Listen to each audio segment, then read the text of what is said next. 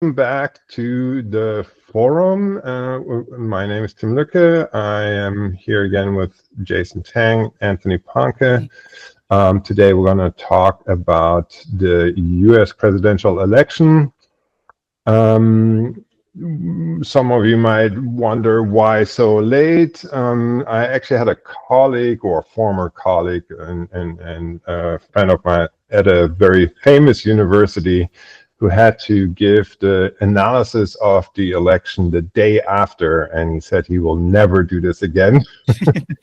And I think it is, we live in a time where everybody expects sort of the full analysis within like the next 24 hours. And I also consider this to be problematic. So this is why Jason and I, we did a first thoughts on the elections video in New York City, which had a bit of a more exciting background than here. People appreciated that, supposedly. But now we had some time to think about the election and also maybe think about what is in store for us in the month and years to come. And we want to have a more full and in-depth conversation. So today we will we have like sort of four groups of questions that we're going to address. We're going to talk about why Trump again. That's a question that Sonia and I addressed already at a in-person event in the south of Germany last week, or 2 weeks ago actually. Time is moving fast. We're going to go a bit into the deeper sort of maybe causes or reasons for the election outcome. Then we want to talk about what to expect from the new administration domestically in terms of political decision making and also economic implications. And finally, we'll talk a bit about what to expect in terms of foreign policy and how this will change, affect, alter some of the global conflicts that we're currently facing. So in the YouTube video, we'll probably insert some chapters so you can skip ahead if one thing is more interesting to you than the other. But let's just move on and go ahead. So guys, why do you think this election turned out the way it did? Anthony. Shoot. First stab, yeah. I guess. It sounds, I mean, looking at, what we're almost a month after. I don't know. It's hard to say that there's a lot of explanations floating around. And I don't know. I don't have this one thing. I mean, people like to say inflation, and I know having informal conversations with some of my neighbors, that's what they said. They're just like, oh, Trump's a business person, and things were good when he was president. I mean, it shows it's what Rush Limbaugh actually would call, not for conservatives, but Rush Limbaugh, when he was alive, the radio personality, he would say low information voters. He would call liberals low information voters, but people who really operate with, they barely watch the news. Not that they have to, but then they think, okay, things are bad now. They were better 4 years ago. Who was president then? Trump. Oh, I like that. Inflation was something. I think Kamala Harris and the Democrats ran a pretty safe campaign also. They also moved to the right. They took a gamble and they lost. I think, having people like Liz Cheney come on board who, I don't know what people think about wars of aggression, but she favors wars of aggression. She's written it, in terms of the Iraq war, and she did come out against Trump. And I just don't know if that counts for somebody you want as an ally. And she didn't bring with her middle, center, right conservative voters. And then you have, I don't know. I mean, there's a lot of other things, whether it's machismo and sexism. I think so. I mean, maybe a perfect storm of things. But that's a quick run through. Jason, what do you think? I mean, it's been broadly, like you look globally, it's been bad for incumbents. Basically, the general rule of thumb has basically been if you've been the incumbent, you got your ass kicked, right? Like Japan, like the LDP is now minority. Botswana, like 58 years of like rule by one party has been changed over. Like Singapore now has an official opposition party. So like the U.S. and U.S. is no different in terms of like, I mean, I don't know. There's no real way. Maybe if Kamala had just literally thrown Biden under the bus, maybe she could have moved away from being like I guess like I mean, because everybody's trying to position themselves as a change candidate, right? And I don't know to what extent. I know people talk about like, oh, Trump has a huge mandate, or at least like, yeah, his side says he has a huge mandate. I'm not necessarily sure I agree with that per se. Like even if you look at it like from like, this wasn't like, one is like, it didn't seem to carry down ballot very far. And two, it was not like, this wasn't like Obama won or Reagan, right? Like in terms of just sweeping the board.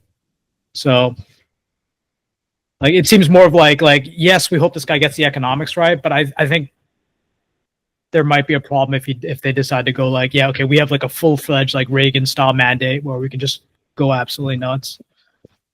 So. All right. Let me mix it up then a little bit. I have a very shocking explanation for the outcome of this election. It's also very boring. I think Trump won this election for the very same reason that he won in 2016. And I think they actually do have another big mandate. Democrats were talking about the blue wall, swing states. Not a single swing state has gone to Democrats. Both houses are under control of Republicans, not a huge majority, yes, okay. But I think this is a pretty resounding defeat of the Democrats. And I find it pretty shocking that they seem to have learned pretty much nothing from 2016. In my opinion, what I see as, and if you look at the book, we'll talk about this in a moment, but if you look at the interviews we have in Why Trump in the book, I think you can basically take those interviews and read them now and you get the same sort of, you have basically the same explanation. A lot of it is flyover country versus coastal elites. In my opinion, it is, yes, economic issues, but they're totally tied in with identity.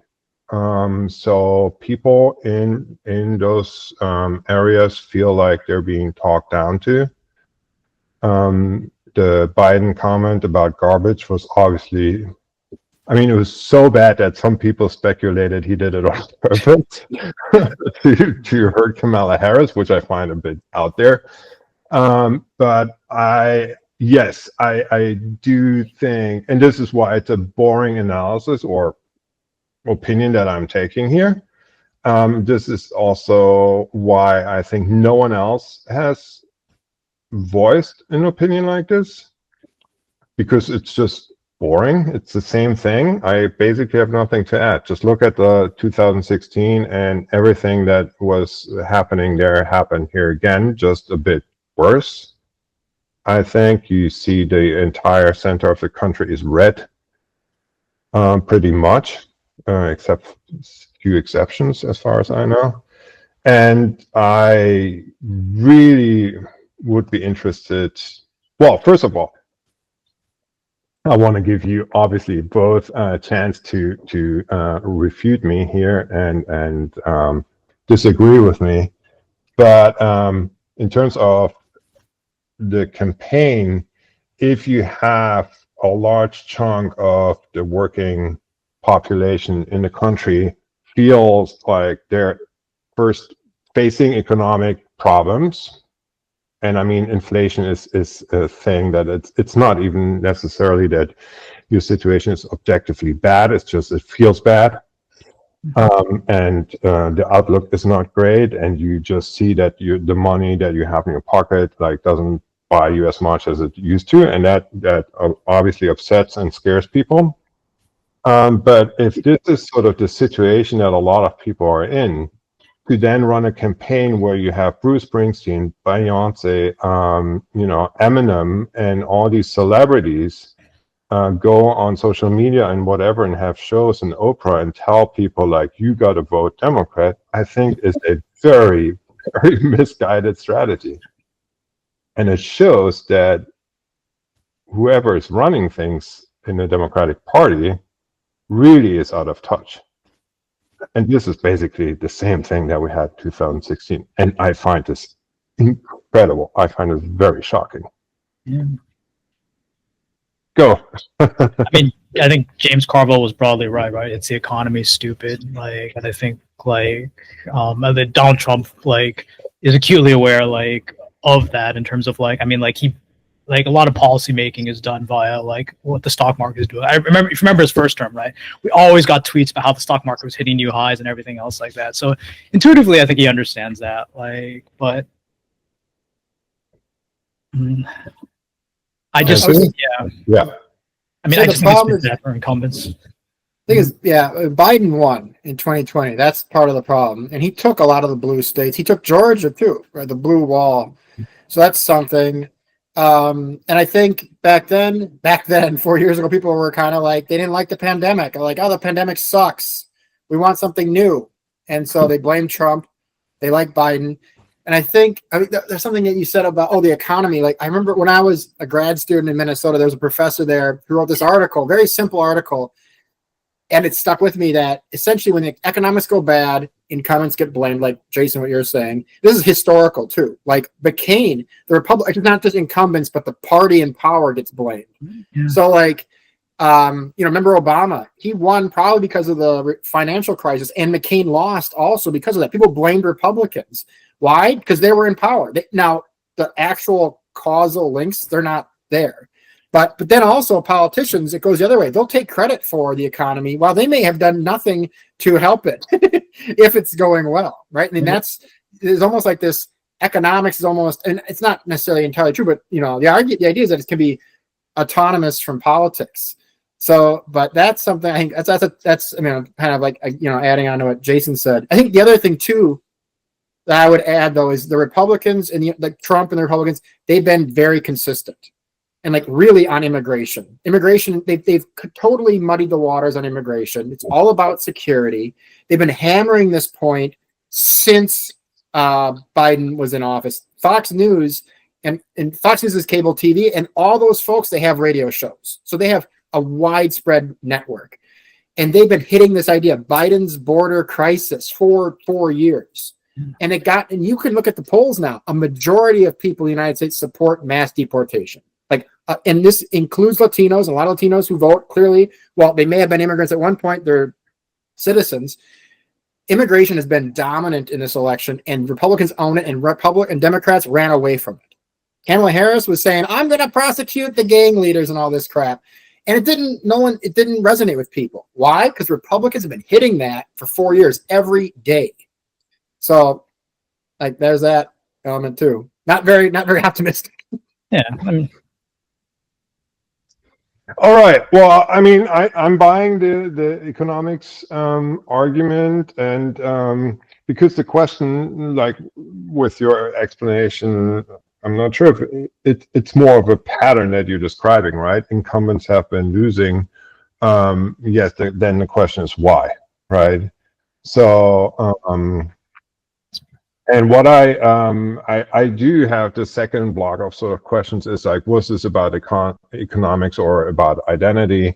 Part of why we did the book, and Anthony and we met during a method seminar for qualitative methods, is that part of why we were there, or what we learned there, was that sometimes you have multi-causal phenomena. It's not just economics, and it's not just identity. It's both. Mm-hmm. And the interesting question then is, how are they connected, right? And this is sort of, I guess, still my preferred explanation is, yes, there is an economic undercurrent, but then it's being framed in terms of identity, or identity issues are being used in order to sort of express this, right? The whole like woke thing, like, oh, we don't want to talk about these issues anymore because we have more important things to do. We have like, we're like losing the economy and blah, blah, blah, blah, blah. Because the American economy in comparison to the German economy is actually doing really well. Compared to pretty much every other major, like pretty much, right? outside of maybe India, like. But even if you're here in Germany, then we did an interview in Berlin last year where our interview also was like, well, objectively everybody's doing super well here, so I don't know why people are upset. But it's not about objective economic indicators, right? It's sort of about perception and sort of relative position in terms of over time, right? Well, it's also, yeah, I mean, like, you seen that poll that shows, like, what Republicans think the economy is doing, how, like, Democrats think the economy is doing. Like, pre-election, the Democrats are up at, like, 80% is doing well, 20% is doing badly. And post-election, they just flipped around. I think the other thing, too, I don't know about Germany exactly, but I know in the U.S., people have been saying for 10 years at least that, the majority of people in the U.S. live paycheck to paycheck.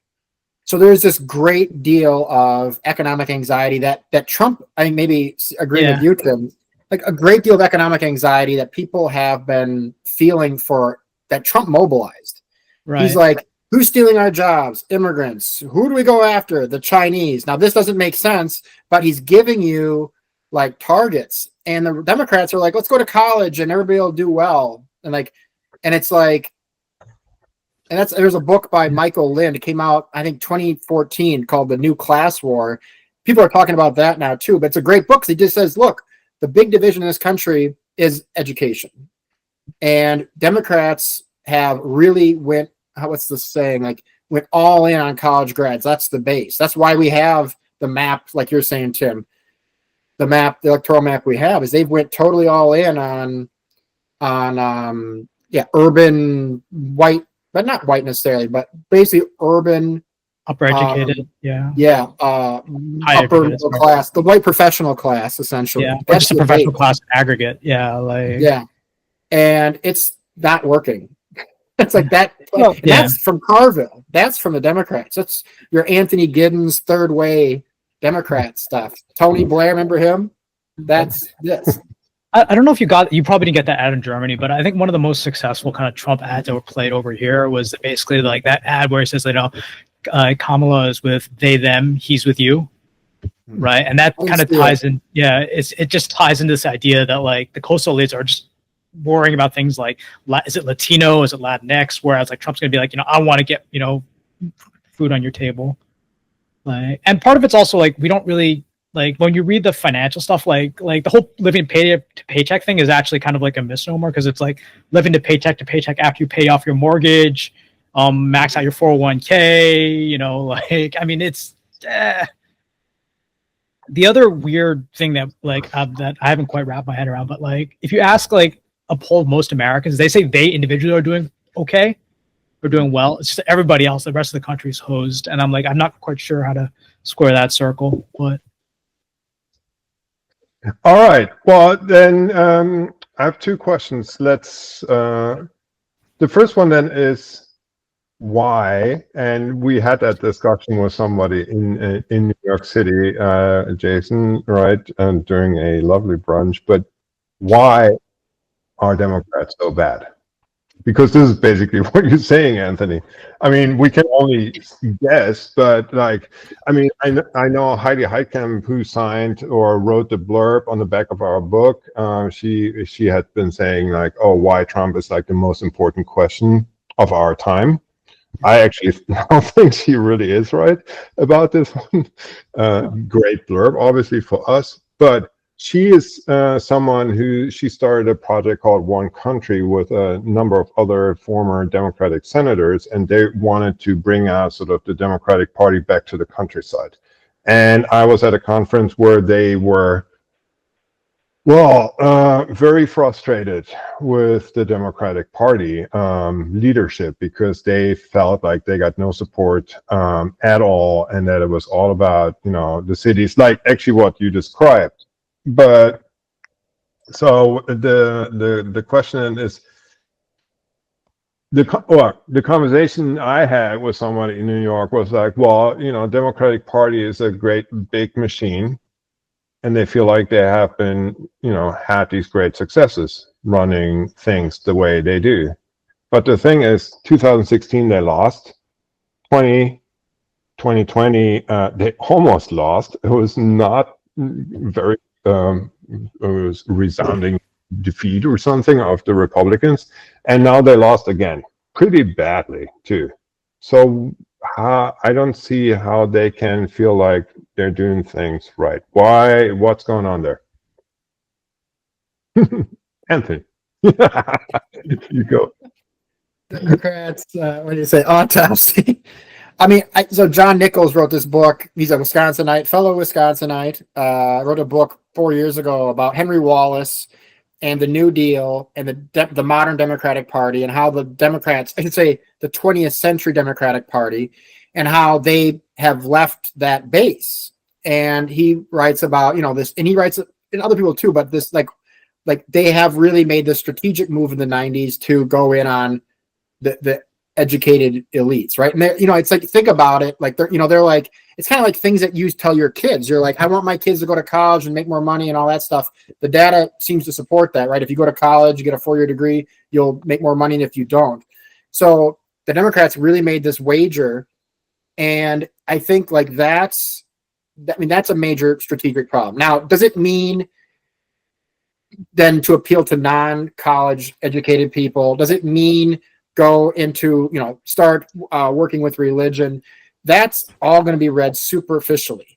Like, I think voters aren't stupid either. Like, people know what they, and I think that's whether people say voters are garbage or deplorables or whatever, voters, they know their lives. They know what they like, what they dislike.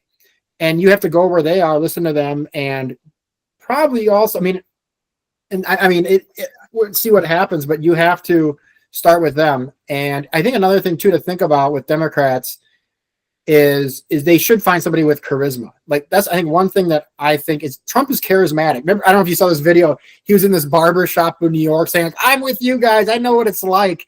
And it was kind of silly, but at the same time, he was fun to watch. And he goes on these podcasts, Joe Rogan and all these others. Like, he's entertaining. Like, they need to find somebody who's entertaining, and like, people want to be entertained. And so I think, so that's not really, I'm not going to give you, there's not just like one size fits, or this like easy answer to what's going on, but they need charisma. They probably need also to, not seem superficial. So. Do you want a boring answer or something more controversial, I guess? More controversial. So, I guess just as a thought experiment, right? Let's just exercise the sophistry. Like the Dems, like the urban educated elites, about 37% of the population, right? Like, that's enough of a core that you can build around, right? I think maybe you just take a page out of Rush Limbaugh's book, right? You say, like, look, all these people are clearly voting against their self-interest. They have no idea what they're doing, right? The problem is that we know we're a republic, res publica, the affairs of the people, right? Not the problems with democracy is the mob takes over and they make really bad decisions, like Trump.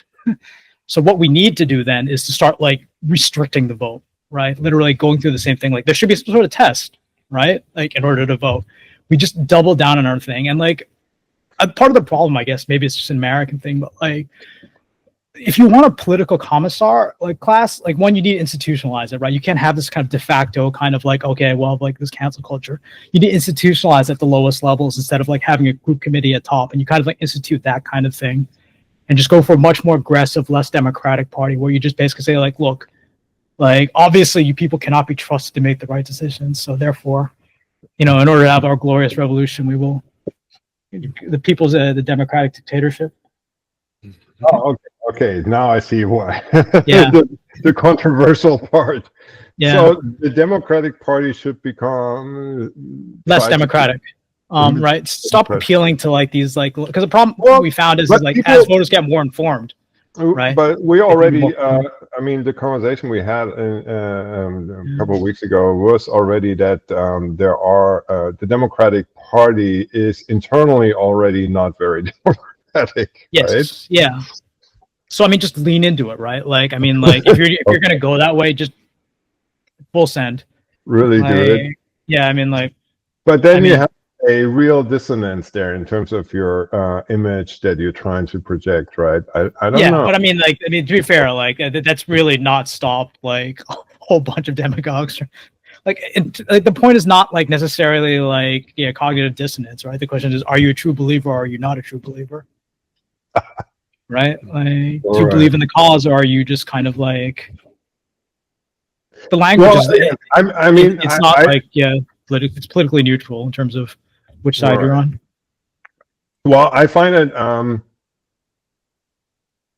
problematic politically, and I'm just out of intellectual curiosity. I am surprised and wondering what's going on there with the Democrats. I mean, what we noticed when we were there, a lot of, and we see this in the media, I think as well. Everybody got their analysis out the door very quickly, and then it felt like no one wanted to talk about it anymore.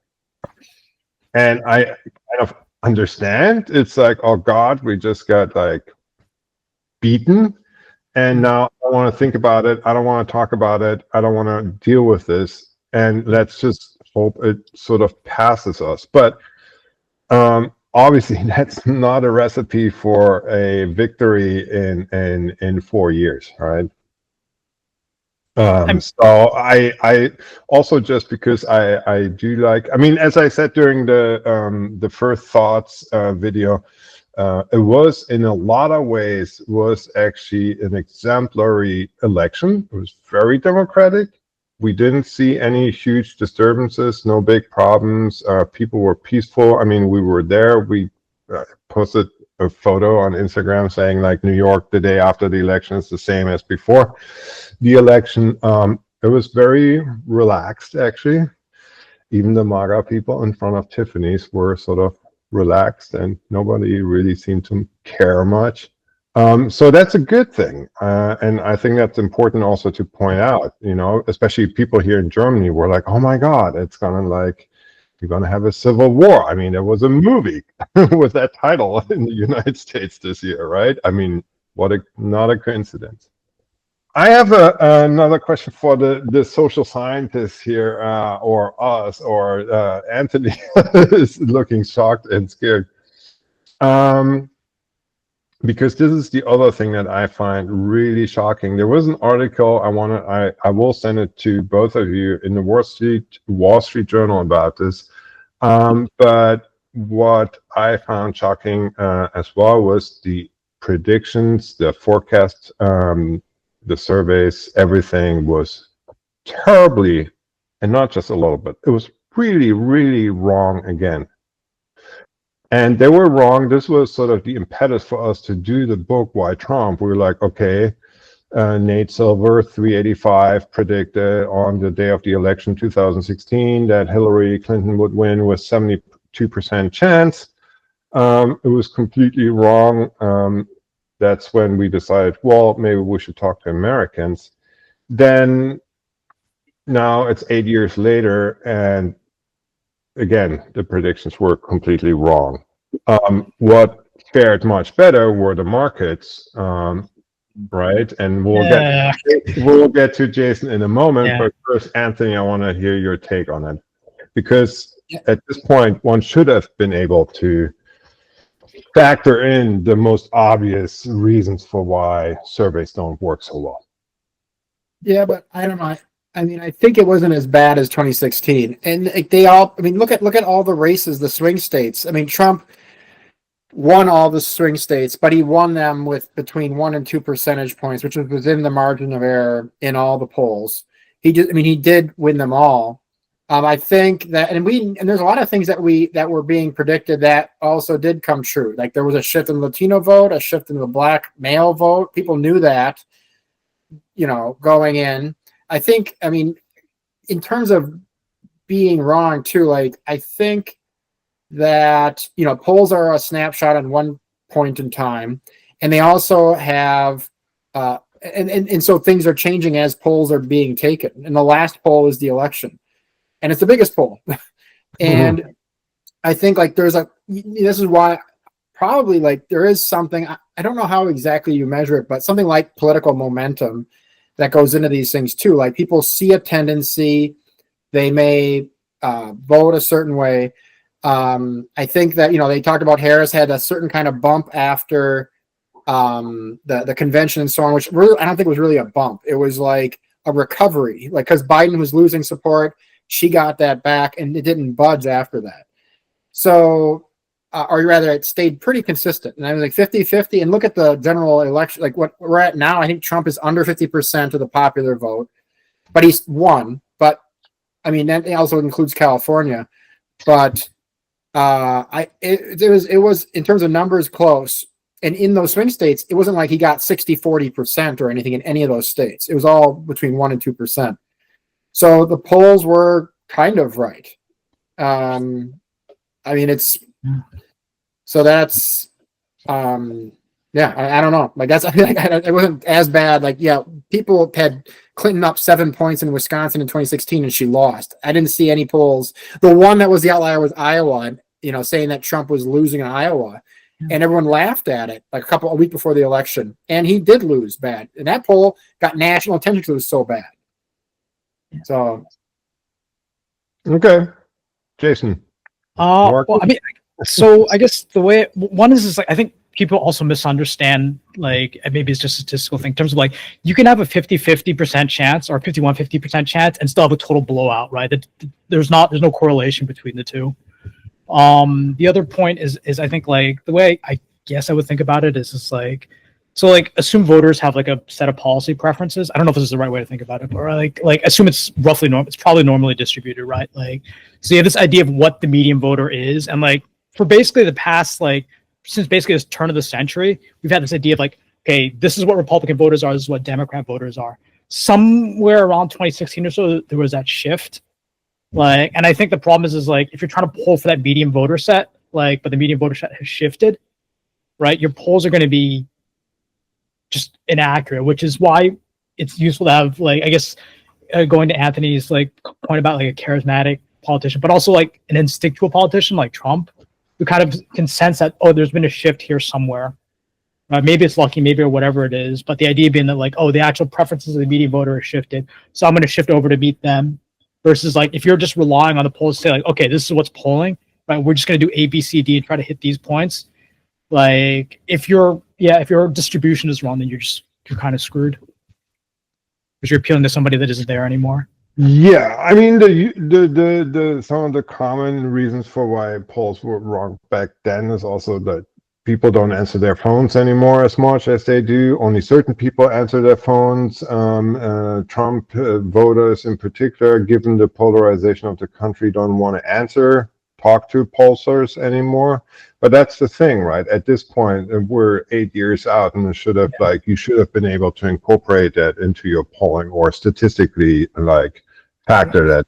I don't know enough about how like the math behind like how they sort that out is, but like my intuition is like, yeah, like as Anthony's saying, it wasn't as bad as like 2016 where it's just like, oh, okay. I mean, like, because for most of, I think the polling for most of like the campaign was like, this is actually a fairly close election in terms of like, and that seemed to be, again, like just because Trump won like those states doesn't necessarily mean it wasn't a close election, right? Like it's just hard because we say, oh, okay, all the the blue wall crumbled, and we think, oh, okay, he won by landslide. But you look at the numbers. Well, he also like got a lot in terms of the popular vote. Right. But it's still like if I tell you like a 50% chance of winning, right? That doesn't mean you can win by 1 point, or you can win by 100 points, right? It's still a 50-50 chance. Nothing changes about that.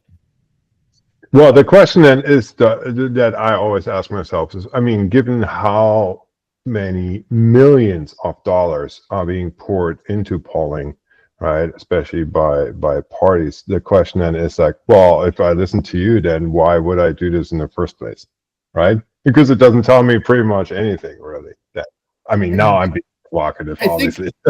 I think polls are a tool, and people have to realize that. Like, that means they have to be part of a strategy. I think maybe speaking to Jason's point. So like my wife worked in the Democratic campaign in Minnesota in 2016. And when you let the numbers drive your behavior, you lose your strategy. And that's what I think the Democrats in a big way kind of have done. Like, I say that because in 2016 in Minnesota, they were getting bad polling, internal polling from rural Minnesota saying they're going to lose. And they were like, oh, what are we going to do? And they're like, like, and they shouldn't even be asking that question. They should have a strategy. They should be, be flexible, but they were like, where are the numbers? What's going on? And they noticed, they were surprised that they were losing. They pulled their resources out of rural Minnesota. But even before then, we were told in Minnesota not to mention Hillary Clinton's name when we were door knocking. It was like, why would you have a president? I mean, that's a strategic mistake. That's like, I think that was a major blunder, because like, instead of like, you have a candidate, if you have a candidate you don't believe in, then why are they your candidate? That's the kind of thing about, I think I feel like, if you have to like stereotype the parties, Democrats are scared, Republicans don't give a shit. Sorry if that's a swear word for your, but like the Republicans are going to do, what they do. They have their positions. They're going to drive them home. Democrats are like, oh, let's take, let's listen to different sides and take into consideration this and that. But they end up seeming weak, and they don't get the job done. Yeah. I mean, and even Trump, he's kind of epitomizes this, right? You look at his kind of like, when I think about it, like Trump on abortion, right?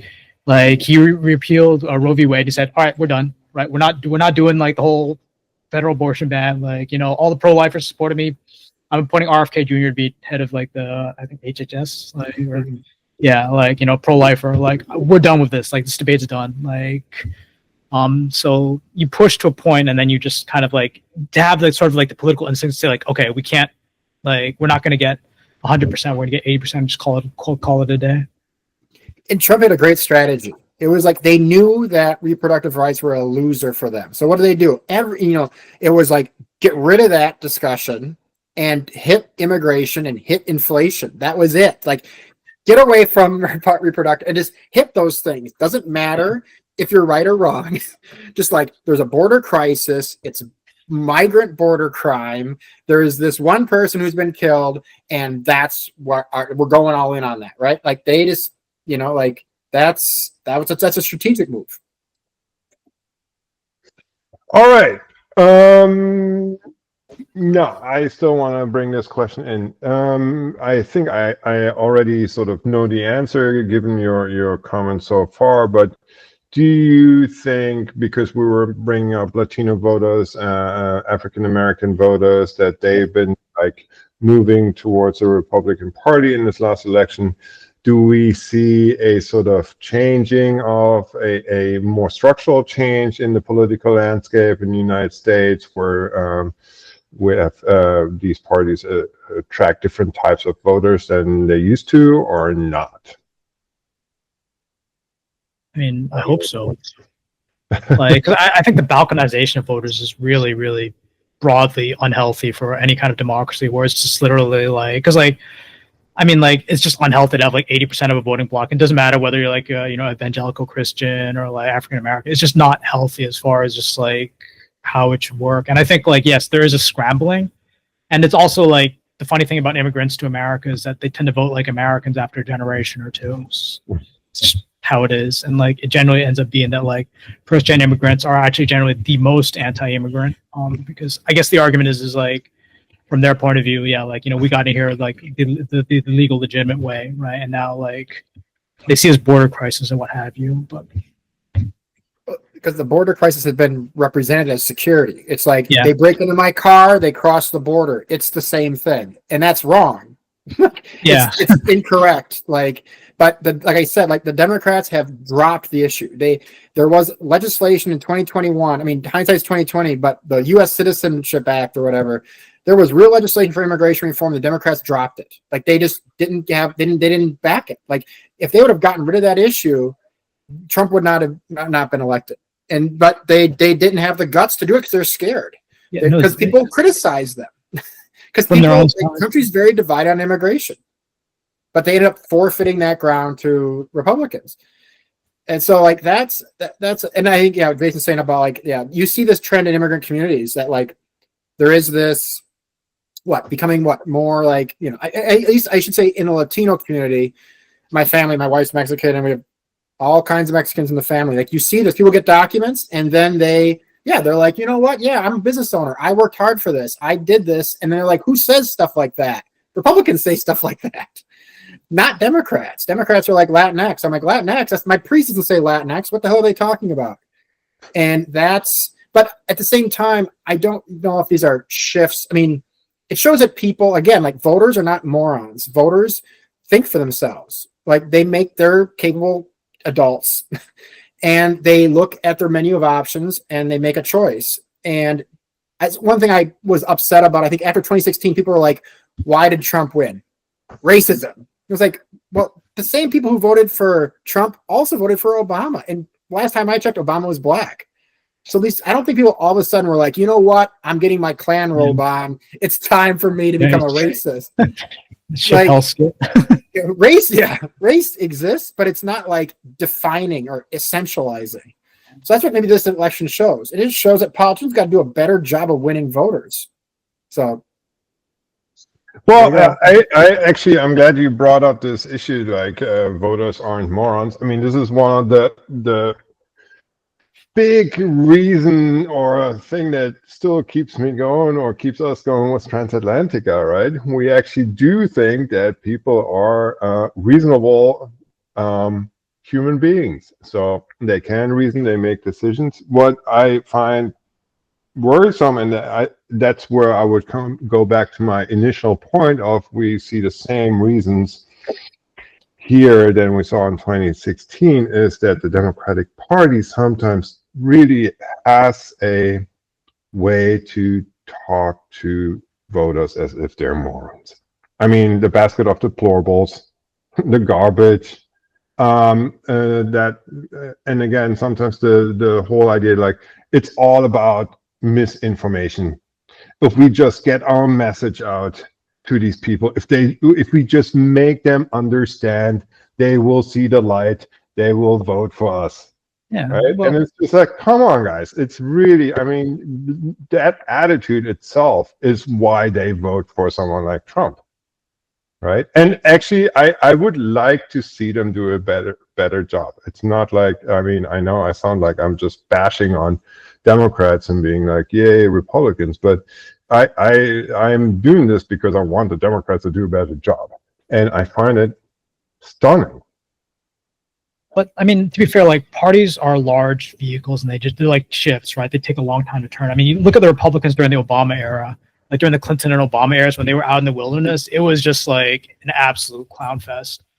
Right? You could probably say a lot of the same things in terms of like, yeah, like, you know, the Newt Gingrich, that era, like, and it took them a good, probably, yeah, like a decade or so to just literally get their act together. Yeah, maybe the worst thing that happened to the Democrats was Biden won, right? That they were not supposed to have. Yes, no, absolutely. But then the question is, do you want to win the election or not?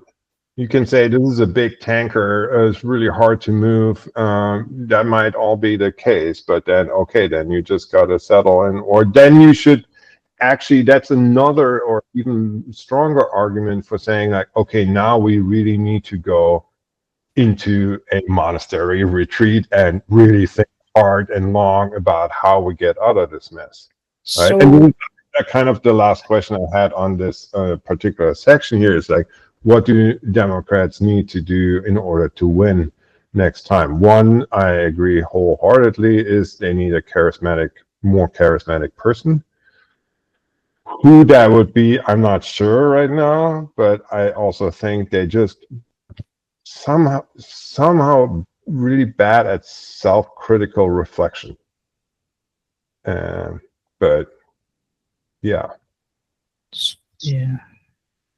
I mean, weren't the best either. Like back, what year was it? They had this internal self-analysis, and they're like, we need to be more diverse. Was it when Obama was elected? It was like Bush. Michael Steele. Yeah.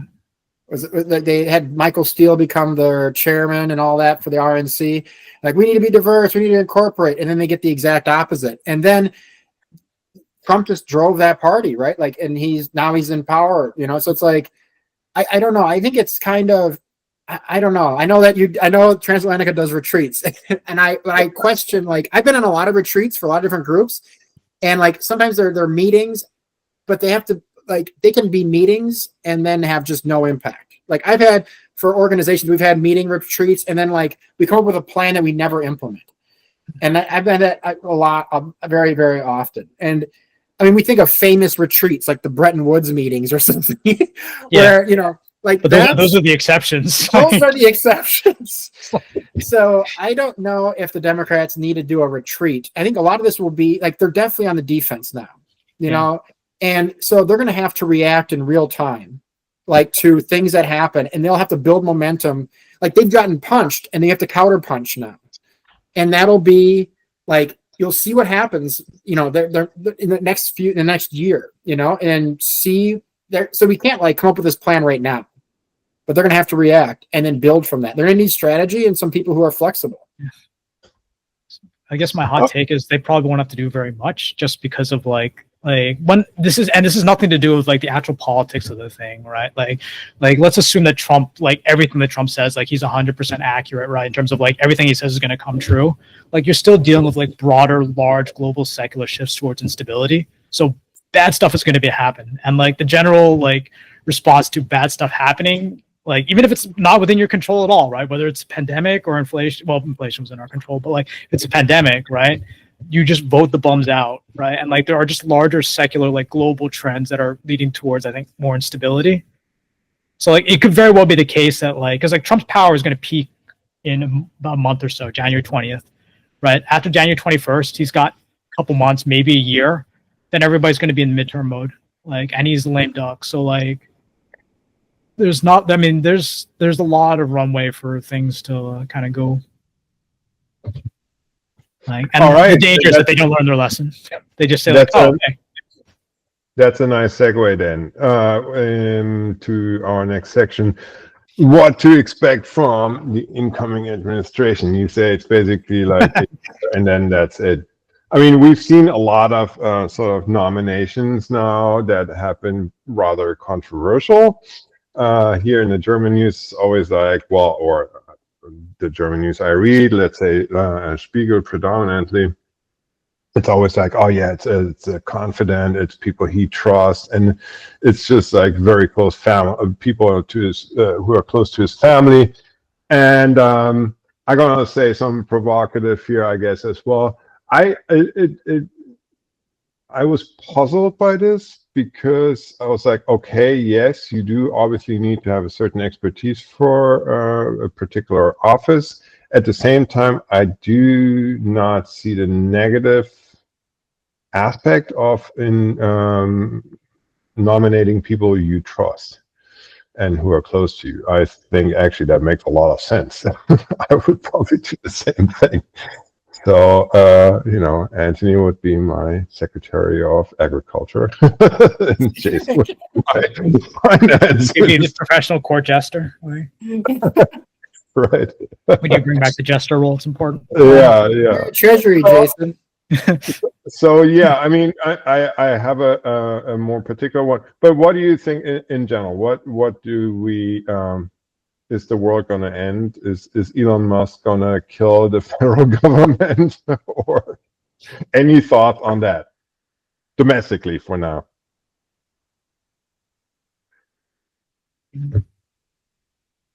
What to expect?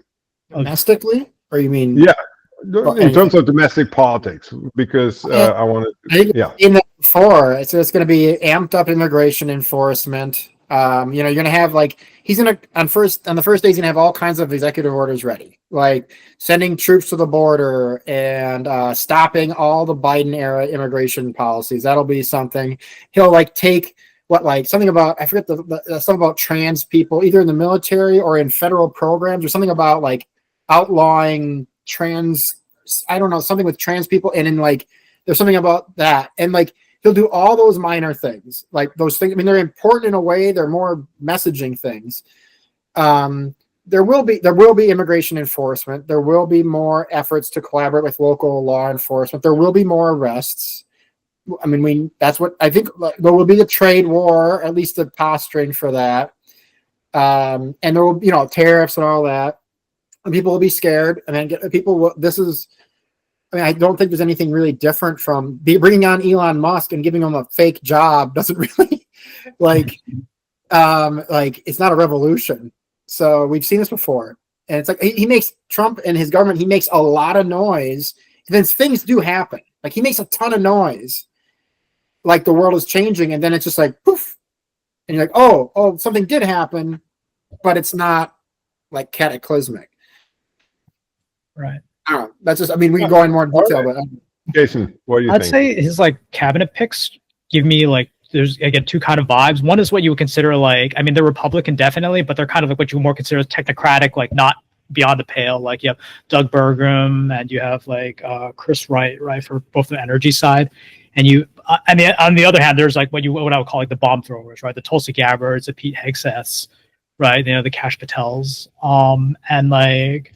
Yeah, no, I think Anthony's broadly right? I think what we probably the most likely outcome for the immigration thing is like we expel about like 1.4 million people, just a little more than Obama expelled, and say, look, we did it, job's done, right? Like, and I guess my big question, or I guess my two big questions is like one is like, are we going to get Trump's revenge tour like 2.0? Because when I look at like Kash Patel, Pete Hegseth, right, like you know, not as Tulsi Gabbard, but like yeah, like or Matt Gaetz, he was replaced by Pam Bondi.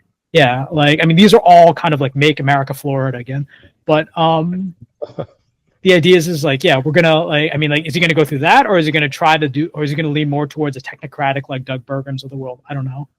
And the second thing that I guess concerns me is that like second-term presidencies are generally pretty bad, right? The MAGA people generally argue that this time he's got his people in there. Right. The flip side argument is like usually in the second term you're getting the D team, right? The practice squad's coming up, like because you suffer the same problem like that any autocrat suffers, like when they sort of announce a successor, immediately the power base starts shifting, right? So Trump will at some point in time have to anoint a successor, right? And when that happens, it's going to get ugly. JB Vance, baby, that's your. Yeah, I don't know, like he's an unofficial crown prince, which is a very dangerous place to be in any sort of dynastic, especially not being part of the family. Ooh, it's scary. Okay, but again, I'm going to be devil's advocate here.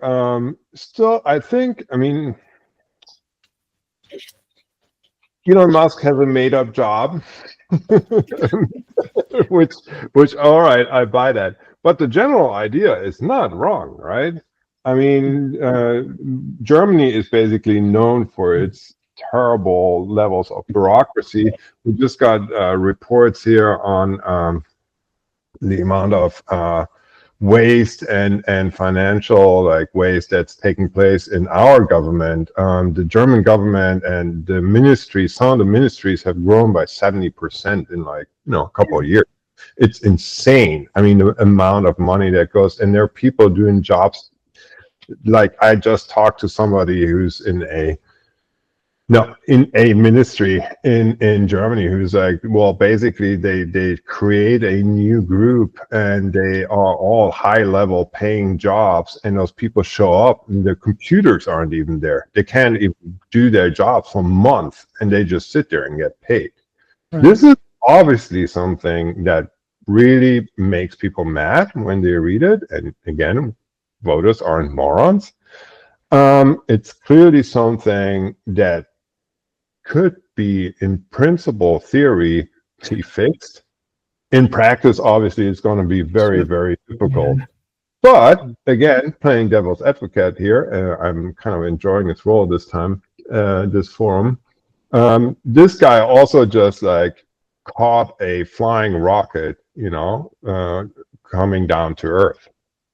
That's also very difficult in practice. I mean, with all due respect. So, where I push back is that, like, go ahead. Basically, like, okay, one, we know that Trump's cabinet generally has pretty high levels of turnover, right? Loyalty to the king does not lead to loyalty from the king. And you're dealing with two men with, I think it's fair to say, like, fairly titanic egos. Like, and I'm not sure what the over-under is that, like, of how long this bromance lasts. Like, my suspicion is that this is not, like, a forever bromance. I think you have... The worst is that it is a recipe for corruption. Is that you're going to jostle these bureaucracies, and you're going to cause all these problems with personnel, and then you're going to put people in who are scared, and they're going to do whatever they can. They're going to, toe the line, listen to Trump and so on, and they're going to probably, it's probably very inefficient. They're going to lie to keep their jobs. They'll maybe bring other people in who are unqualified, who maybe will pursue their own personal financial interests or whatever. The other thing is, I think this is, but I don't know if that will happen. I think you'll probably get a lot of commotion, and there will be they'll deport some people. They're going to cut. I was reading something about how they want to make work in person in DC, not remote anymore. So they're going to have federal employees come back to DC. So there's going to be people who quit, and they're going to say, "Look at that, we just attacked the deep state." And it will. It will cause some people to leave their jobs, but it won't be this massive restructuring of the U.S. government. Like, if you think of massive restructurings of the U.S. government, FDR is the best example. He had a straight up mandate. He also, was making credible threats to change the Supreme Court. He created these new agencies. The other major shift in the U.S. state is probably because of the war on terror. Bush, Department of Homeland Security. And that's a cataclysm. Both are really cataclysms: the Depression and Al Qaeda attacks. Right? I don't think this is a cataclysm. This is not like Trump going, "Oh, you know what? Bam! Department of Education's gone." That's he says that, and people are like, "Yeah, that sounds great," and they don't think it through. But also, the nuts and bolts of that, if that would be his plan, okay, maybe that's the plan. You have to concentrate on that for the next year to get that done policy-wise, and that's they're not magicians. Mm-hmm. No. Okay, but I'm still going to come back at you guys on this point. The two examples you are citing are examples where the federal government has expanded massively, not shrunk. Right? No one has ever tried that, and for obvious. Well, we have. No, we do. We do. We have now. Okay, but not like this. No one has. And just to say that, oh, this is going to go bad. This is going to go bad. People are going to lie. If you actually, I also am very skeptical, and I want to see. Again, at least it's going to be entertaining. We can lean back and watch the show. But I don't know if those are arguments against trying to actually cut. The argument isn't from American history. Oh, sorry, go ahead. No, there is an argument from American history. Reagan tried to gut the EPA. He appointed exactly the same, a worse EPA pick when he was first elected, and he was beaten back by people in his own party to keep the EPA. He lost that fight. He totally tried to downsize and get rid of the EPA. So I think, but I don't know, this time different, maybe, but he lost. They try to gut the budget. They've been also trying to gut food stamps for 20 years. Yeah, and we see food stamps numbers fluctuate, but in terms of crises, right? Yeah. Big jump when? Pandemic. And then the one was 2008, big jump in foods. And it's been a progressive kind of slow decline in food stamps. What's dedicated to it? Yeah. So I don't know. Sorry, Jason, I interrupted you. Oh yeah, no. I was just saying, he doesn't have infinite political capital, right? He can't. And the other point is, our experiences of massive restructuring. I can think of two. One, Mao's Great Leap Forward, which didn't work out so well. Probably nothing to that extent here, right? But that is if you just take a hacksaw to it and just you know what, we're just cleaning the slate without an actual adequate plan. Things are going to break. They may not be catastrophic, but things will break. And whether or not that's an improvement or not depends on kind of your view of where we are and sort of the spectrum. But that's not an argument, I think, because just because we don't want to kill 30 million people, no one's talking about killing 30 million people. Again, I'm sure that wasn't Mao's plan. Let the thing grow, and also the inefficiencies and the waste grow. I don't see anybody having any idea of how to stop this. We know sort of what drives it, right? You always try to make your department bigger and create more jobs for your friends and buddies and whatnot. But it is a real problem. It is. Right? say like, oh, we can't do it because it's gonna be like, oh my God, there might be like people, it might not work. I don't see how that's an argument. That's not. I think the argument is more that I mean, like it's hard, right? Take a look at something that's fairly like trivial or like the penny, right? What can we do to kind of like get rid of the penny? We spaced a lot of money building it, right? Like all of a sudden you say like, okay, fine, pennies aren't worth anything. Great. What's plan B, right? Do you stop making pennies? Do you sort of like, what do you do with the excess pennies? Like, is that like a waste, right? Like what about all the systems we have, right? Do we have to shift over from like what happens when you're in a cash-based society, right? Like who's in hook? There's like just all these cascading things, right? So yes, you can do like some things, right? But you can't just have like this punch list and say like, all right, do all these things and then like, like we'll see what happens. Like it's going to require, like, as Anthony said, like just consistent, dedicated political focus and capital to get done. And like, yeah, well, we'll see. We'll see. I just think this is, and I mean, I will definitely not deny that this is a massively complicated and difficult and probably suicidal job to take. But if anybody is up for it, then probably that guy, right? Yeah, maybe. So, all right. Well, we are actually cutting close, but I still want to do two things at least. How about, I don't know if you probably didn't get a chance to look at the article I sent you, Anthony. It was about food, but obviously the other like very interesting candidate or cabinet member is Mr. Kennedy. Yeah.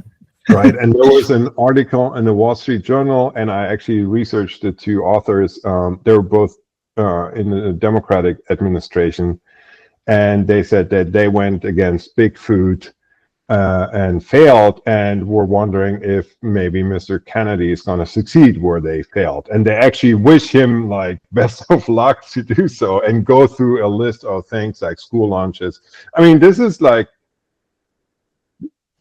I find it's sort of, it seems like a unicorn in these days, because even before that article or before then, there were people who said like from the Republican side and from the Kennedy camp there, like, oh, Michelle Obama was actually right about school lunches. And I was like, hold it. Like, what are you doing? You're agreeing with the other side. This is I think one of the big topics for in the future, and the authors say this in the article, that there's a lot of health issues and maybe as many deaths related to bad food as there are related to smoking. So is this something where we could actually maybe, I mean, could they actually make America healthy again? Anthony, you coming from the not health department, but from the agricultural sort of side. And they actually mention that. So this is an article you should really. All right. Yeah, I've been following the RFK Jr. stuff. I think it's pretty interesting. I know there's some talk in farm groups too about him. Like people are like, oh, maybe he's somebody to ally with. Like people who are, and so like you have industry folks and some larger farmer interests who hate him because of biotech and because he does not like GM stuff. And because of I mean, some about processed foods and so on, because a lot of larger scale commodity growers, that's their ticket. That's, like their corn goes into Doritos and stuff, and China. And so like they're kind of people I think are worried. And pesticides, right? Pesticides. A lot of people use pesticides, as an input and all that.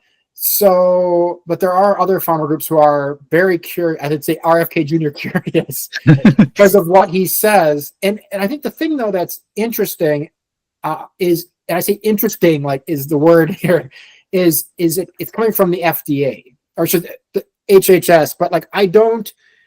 And I was reading more into the FDA's powers, and there's quite extensive powers, and they have the capacity to inspect farms, to curtail foreign imports of things. They can go after farms and processing centers around the world.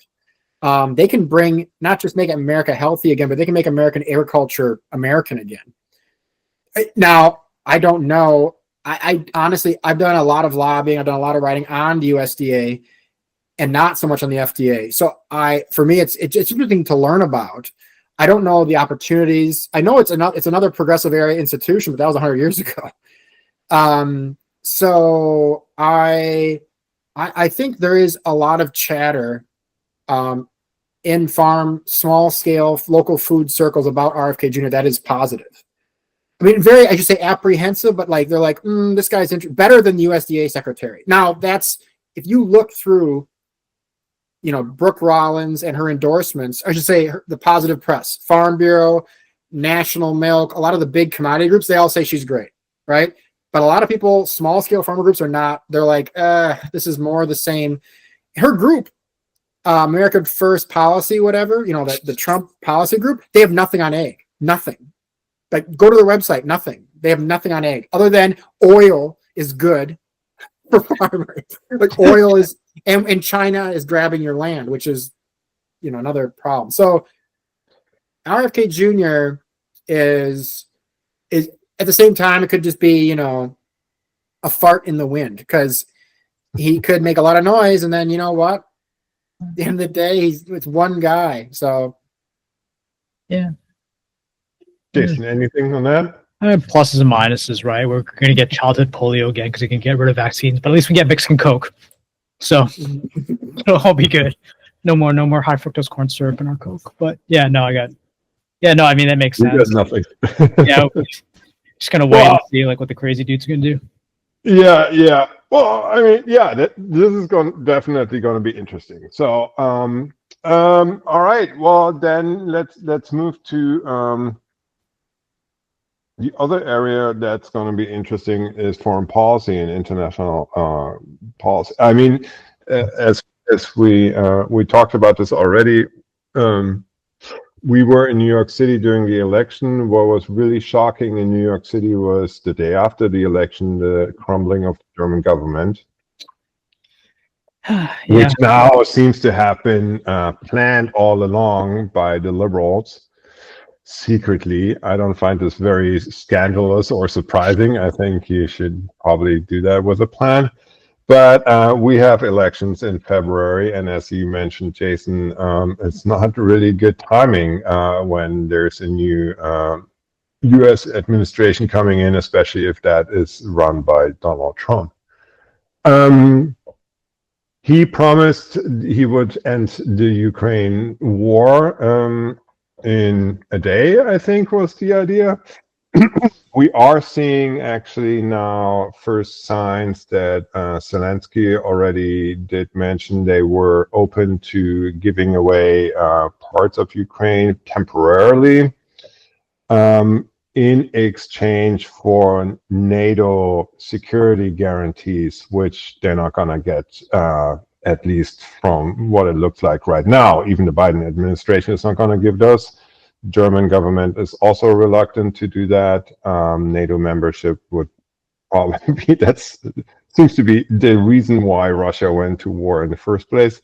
So they're definitely not going to settle for that. But we're seeing a shift of the discourse and sort of what would be acceptable to the Western maybe side and Ukraine in terms of negotiations. And then there's obviously the question of tariffs, which Anthony already raised. So where do we start? Ukraine? What do you guys I mean, most wars end in negotiated settlements, so I guess this is not beyond the pale. At least vis-a-vis I suspect Trump's 24-hour resolution will end up like Vladimir Putin's 3-day special military operation. It'll take slightly longer than that. But when I intuitively one is just even if Putin secures all this, he can't really afford very many more victories like this. I mean, he's going to do it again. Obviously, there's no why would he one way or the other? I think people use this analogy of the Cold War or World War III. I think maybe a better analogy would be the 30 Years' War, with basically all of Europe being the Holy Roman Empire, where outside powers just kind of shove in and do their thing, and it's just going to be how it is. I would say Anthony? Ukraine's going to be negotiated. I mean, the strategic error, I think, was you had Russia have a plan that was, essentially what, heavy infantry. That was their plan. I mean, initially it was shock and awe. That didn't work, and it was just like grind it out. And then what do you have? You have Western powers not willing to grind it out. So you have one group of people saying, we're going to occupy your land and not leave. Another group saying, oh, we're going to send you stuff to use, but we're not going to grind it out. And part of that's a result of the Iraq war. I think, like, if the Iraq war had not have happened, you may see U.S. troops being sent to Ukraine, but that had such a negative impact. The idea of sending troops abroad. I mean, I don't know. I mean, maybe I'm wrong, but I don't know if we'll find, at least in our lifetimes, I don't know if we're going to see a ground war, like concerted effort from sending U.S. troops somewhere, because Americans don't like it. Now they like sending weapons abroad because that's like, it's like a video game. So it'll be probably negotiated, and it probably should have been. I mean, I guess, I don't know, does this make me a Russian operative or whatever? Probably should have been a year ago. I mean, the writing was on the wall that this is not going to go. This is a stalemate. Yeah, I mean, it still serves our purposes, like one way or the other, right? Because like Russia inherently, like they're spending what 35% of their budget next year. Inflation's like 20%, is destroying the country. But if you read if you don't have a democracy, what does it matter? But if you read like the finance ministry and like the central bank of Russia, they're just writing all these passive aggressive notes to each other, each one blaming the other one for all the Russia's problems. It's hilarious. I mean, in a dark way, but Russia, like I said, Russia can't afford very many more victories like this. Mm-hmm. And it eventually will come back to bite them. The fact that they're basically using the Buryats and sort of like the Dagestanis as basically cannon fodder. Mm-hmm. Whether that's now, 10 years from now, 20 years from now, I don't know. Well, all right. Well, just a couple of things. We just we had an event or did a talk in southern Germany, and there was a member of the German Armed Forces who actually dissolved 3 sort of stations here in Germany. And here we have a conversation about whether we should return to conscription. And like, even if we would, we couldn't even house the people. Yep. So we are also not ready for any major war at all. We don't have the equipment. We gave the Ukrainians all our shitty equipment. And yes, those videos are never for kids, by the way. That's the box I check at YouTube. So no, we gave them our crappy equipment, old and rusty and hard to sort of fix. They right now they just had a survey done by a Ukrainian sociologist in Kiev who found that 2/3 of Ukrainians are open to negotiations, would favor that because nobody thinks that they can beat the Russians, which is something that some people said from the very beginning. Barry Posen, I think, was it, in Foreign Affairs. John Mearsheimer, of course. But I think even Barry Posen was like, this is not winnable. And the big difference to Iraq is that Iraq never had nuclear weapons, and not to speak of 1,000 and more nuclear weapons. Yeah, I mean, because Ukraine is existential to Russia, right? Just like the Baltics are existential to Russia. They're gonna go for the Baltics at some point. It's just gonna happen. Like, I mean, I disagree. I disagree. Yeah, I just see Europe not. I basically see Europe being like a plaything for kind of like China, and probably United States, maybe Russia as well. Like, yeah, I disagree. I don't think they're gonna go for I think there is a line for the Russians too, because that's when it's easier in that sense to defend. And yes, Ukraine is for them existential. I don't think for Poland is existential for Russia, for example, or the Baltics. I don't think that's an argument that will fly. They need the mountain ranges. And also Russians are also not morons. So they don't need mountain ranges. Why do they need mountain ranges? They have so much country. But either way, all right, we'll see how that plays out. But it looks like this is going to wind down. And the thing is, I mean, it would be great if it does, right? For the Ukrainian and Russian people who are dying there, and they're dying in very large numbers. if Ukraine's a priority for the West, they should commit ground troops. Yeah. That's it, and that should have been on the agenda. And all the things you're saying, Tim, about conscription and so on, the draft. Yeah, I think so, and they didn't. Shows that Ukraine's not a priority. It's a flag that some people put on their house, like other virtual signals. It's not a priority. So Russia knows that. They called the U.S.'s bluff. Yeah. I mean, commit ground troops. Our priority is China. We're switching to the Asia Pacific. We no longer have think about it, Blinken's going to be probably our last Secretary of State with direct connections to Europe, right? His stepfather was a survivor of the Holocaust, right?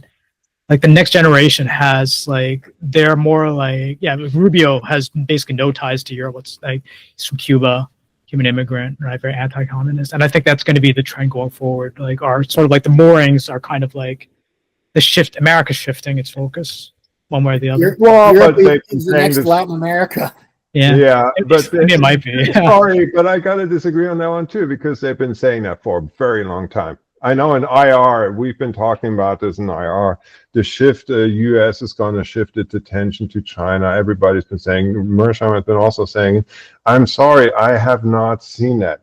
And if anything, Biden was a very pro-Europe, European sort of American president. But Obama wasn't, supposedly, and I did not see that. I think there are some ties that are not as easy to be cut. It's going to be more transactional, though.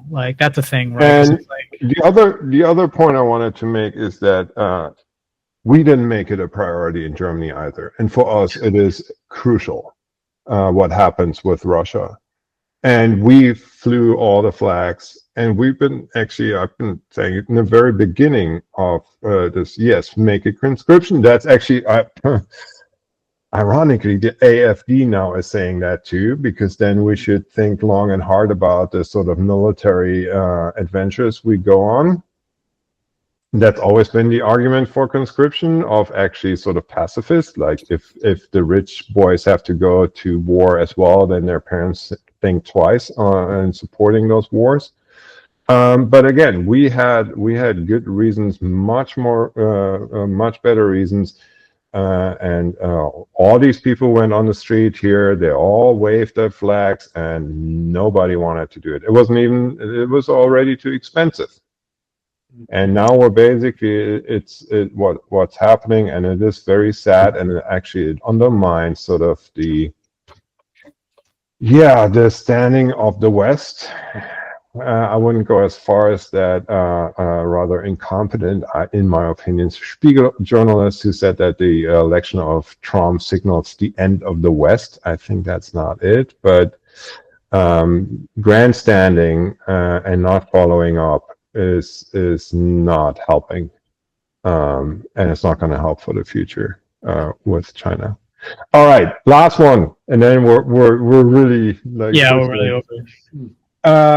Terrace, Jason. He's gonna run terrorists You're gonna be poor.